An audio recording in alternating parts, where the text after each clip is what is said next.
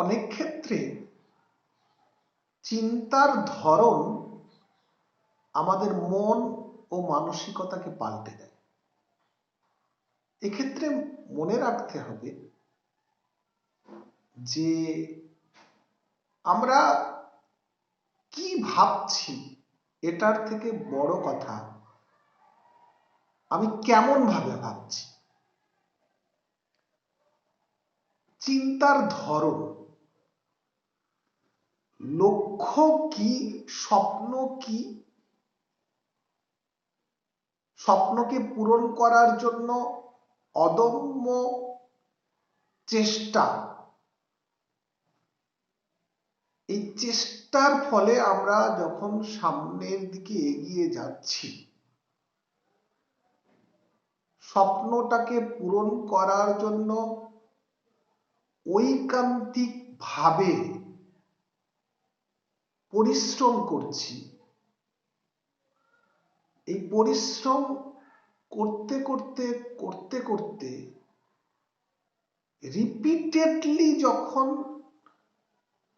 সেই স্বপ্নের ভিতরে বিচরণ করছি এবং প্রতি মুহূর্তে সেই স্বপ্নটাকে বাস্তবে পরিণত করার জন্য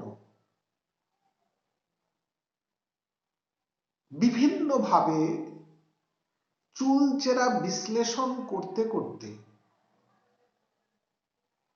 সেই স্বপ্ন পূরণের ক্ষেত্রে কোথায় কোথায় ত্রুটি বিচ্যুতি হচ্ছে সেটাকে মূল্যায়ন করতে করতে এগিয়ে যাচ্ছি। প্রতিদিন প্রতিক্ষণে দেখব আমার ভিতরে একটা পরিবর্তন আসছে। যত বেশি নিজের ত্রুটি বিচ্যুতিকে দূর করার জন্য চেষ্টা থাকবে এবং যত বেশি স্বপ্ন পূরণের বিষয়টাতে নিজে বাস করতে শুরু করব, বাস করতে শুরু করব, প্রতিটি চিন্তন, প্রতিটি শ্বাস প্রশ্বাসের ভিতরে সেই স্বপ্ন পূরণের ভাবনা যখন জাগরুক হবে, জানবো যে আমি সামনের দিকে এগিয়ে চলেছি, বা যে কেউ সামনের দিকে এগিয়ে চলেছি, যেটাকে ডেস্টিনেশন বলা হয়। যার জন্য কোনো ডেস্টিনেশনে পৌঁছতে গেলে মননকে এক করে সেই চিন্তনের মধ্যে ভাবনার পরিসরটাকে রিপিটেড কন্টেম্পলেশন বা রিপিটেড প্র্যাকটিসের মধ্যে যেতে হবে, যেটাকে সোজা কথায় অভ্যাস বলে থাকি। বারবার সেই অভ্যাসটাকে লালন করা, শরীর মন প্রাণ হৃদয়ে ধারণ করা। এ প্রসঙ্গে গরুর ঘাস খাওয়ার কথা বলা যেতে পারে। গরু প্রথম ঘাস খাচ্ছে, ঘাস খাওয়ার পরে একটা স্টোমাকে পৌঁছে দিচ্ছে, তারপর সেই স্টোমাক থেকে ঘাসকে বের করে আবার জাবর কাটছে, আরো টুকরো টুকরো হয়ে যাচ্ছে। যে অবস্থায় ঘাসগুলো প্রথম স্টোমাকে এসেছিল সেটা আরো টুকরো টুকরো হয়ে যাচ্ছে, আরো টুকরো টুকরো করে অন্য একটা স্টোমাকে পাঠিয়ে দিল। তার মানে আমরা আমাদের ভাবনাটাকে শরীরে মনে হৃদয়ে পরপর পরপর সেটাকে নিয়ে যাওয়ার জন্য যত বেশি ভাবতে থাকব, যত বেশি সেই স্বপ্ন পূরণের জন্য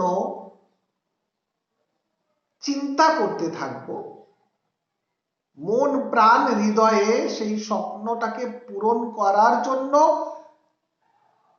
কোথায় কোথায় তার ছিদ্র আছে, সেই ছিদ্র পূরণ করে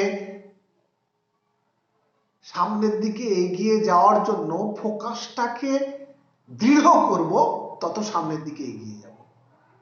যার জন্য বলা হচ্ছে রিপিটেড প্র্যাকটিস, রিপিটেড মনন, রিপিটেড চিন্তন।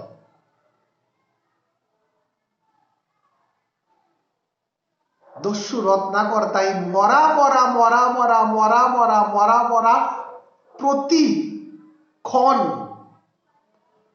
প্রতি পলকে করতে করতে করতে করতে তার সমস্ত চিন্তন এবং ভাবনাটা মরা মরা মরা মরা থেকে রামে ট্রান্সফার হয়েছিল। তাই অন্য কিছু নয়, চিন্তন মননটাকে দেহ মন প্রাণে প্রতিক্ষণে রিপিটেডলি ধারণ করতে হবে, তবেই কিনা ডেস্টিনেশনে পৌঁছানো যাবে। সুতরাং স্বপ্ন পূরণ করার জন্য এটাই হচ্ছে অন্যতম উপায়।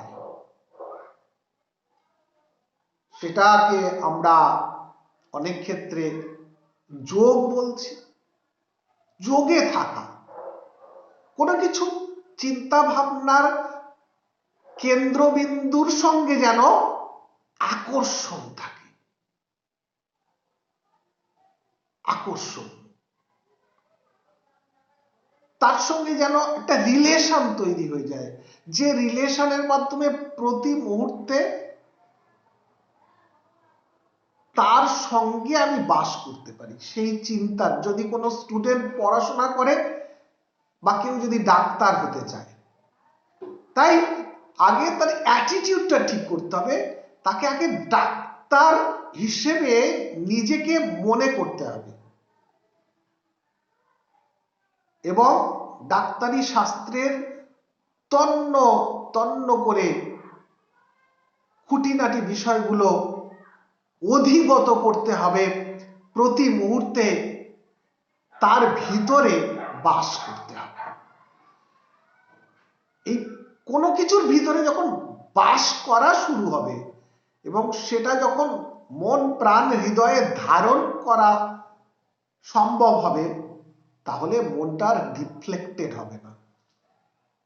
সাপোজ আমি একটা জায়গা থেকে অন্য একটা জায়গায় যাচ্ছি, বা কেউ একটা স্থান থেকে অন্য স্থানে যাচ্ছে, যাতায়াতের পথে